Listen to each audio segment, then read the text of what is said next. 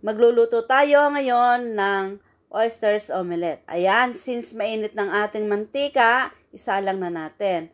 Yung butter na ginamit ko is sweet potato starch. Pwede rin namang kayong gumamit ng ordinaryong flour. Tapos, lagyan natin ng konting tubig, patis, spring onion. Then, pag isasalang na, saka natin ihahalo yung oysters. Ayan. Tapos, lalagyan natin ng isang itlog at coriander. Tapos, pag okay na, check natin yung mga side niya. Baka nakadikit.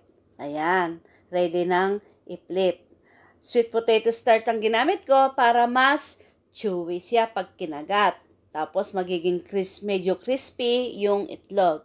Ayan. Sa pagbiling, gumamit naman ako ng plato. Kasi, para hindi masira yung ating omelette. Minsan kasi nasisira sa pagbibiling. Kaya mas convenient ako pag plato ang ginagamit. Ayan. Seems okay na. Malapit nang maluto. Pwede na tayong kumain.